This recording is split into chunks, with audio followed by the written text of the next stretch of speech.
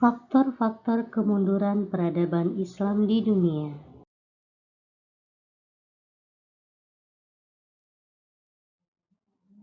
Assalamualaikum warahmatullahi wabarakatuh. Kali ini kita akan membahas tentang materi faktor-faktor kemunduran peradaban Islam di dunia. Adapun tujuan pembelajaran yaitu menganalisis dan mengevaluasi faktor-faktor kemunduran peradaban Islam di dunia.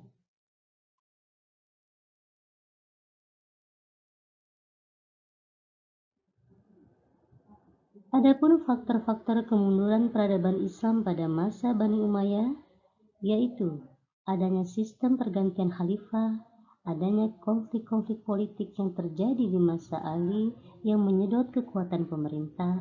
Penguasa Bani Umayyah mendapat kesulitan untuk menggalang persatuan dan kesatuan, serta sikap hidup mewah di lingkungan istana, sehingga anak-anak khalifah tidak sanggup memikul beban berat kenegaraan tatkala mereka mewarisi kekuasaan. Selain itu, munculnya kekuasaan baru yang dipelopori oleh keturunan Al-Abbas bin Abdul Al-Muttalib, perang saudara antara sesama anggota Bani Umayyah, diskriminasi kaum Mawali, pengangkatan lebih dari satu putra mahkota, serta timbulnya fanatisme kesukuan.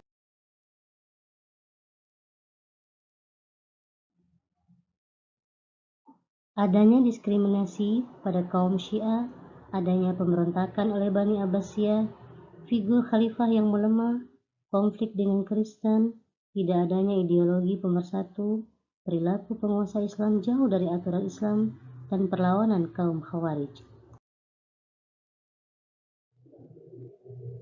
Selain itu, karena timbulnya semangat Eropa untuk menguasai Andalusia.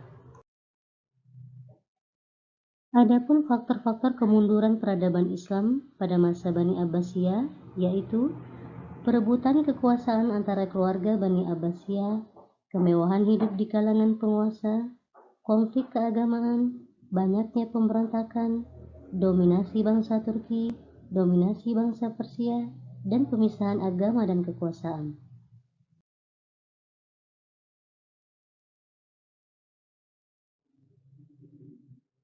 Adanya peralihan sistem pewarisan kekuasaan, perilaku amoral beberapa khalifah, konflik keagamaan dan kesukuan, gencarnya serangan dari Bizantium ke dunia Islam, dan dinasti kecil yang banyak membebaskan diri dari Baghdad, serta serangan bangsa Mongol.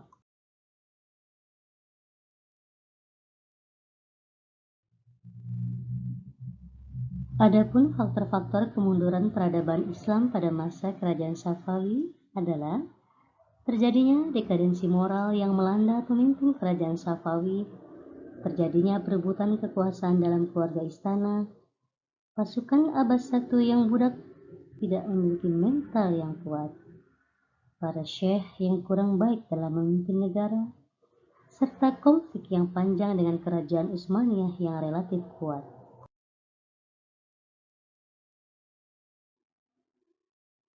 Faktor-faktor kemunduran peradaban Islam masa Kerajaan Turki. Kekalahan militernya dalam menghadapi dunia Kristen Barat, kelemahan para sultan dalam mengendalikan negara, Turki Utsmani telah jatuh ke tangan sultan-sultan yang lemah, kebukuan ilmu, teknologi, dan ekonomi serta kebukuan dunia Islam pada pihak lain, serta dominasi sultanah atau haram atas sultan.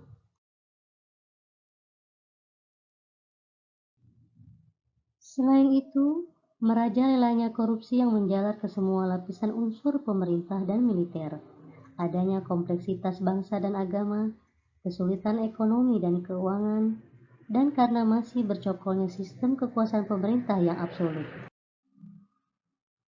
Kemudian, pemberontakan-pemberontakan di wilayah-wilayah kekuasaan, para pemimpin yang menggantikannya tidak mempunyai kemampuan yang cukup memadai untuk mengatasi permasalahan yang timbul, penataan sistem dan tata pemerintahan diabaikan, terjadi stagnasi di bidang ilmu dan teknologi, serta Perang Dunia Kedua yang dimotori oleh Kemal Atatürk, Kerajaan Turki Utsmani berubah menjadi Republik Turki.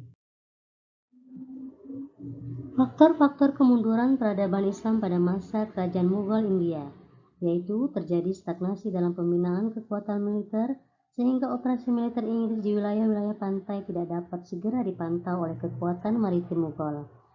Kemerosotan moral dan hidup mewah di kalangan elit politik, konflik yang terjadi antar agama sangat sukar diatasi oleh sultan-sultan India, dan semua pewaris tahta kerajaan pada periode terakhir adalah orang yang lemah dalam bidang kepemimpinan.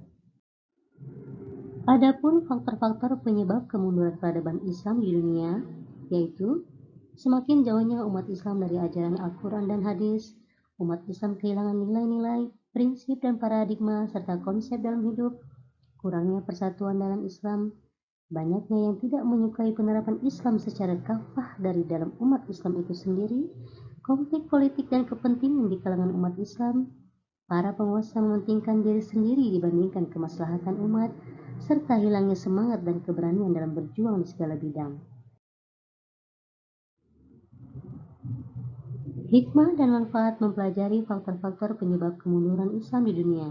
Yang pertama, pentingnya meningkatkan profesionalitas dalam bidang yang kita geluti. Kedua, ilmu pengetahuan dan teknologi adalah kebutuhan asasi dalam kehidupan. Ketiga, segala bentuk kemerosotan moral dan akhlak harus dijauhi, baik pribadi ataupun secara sosial.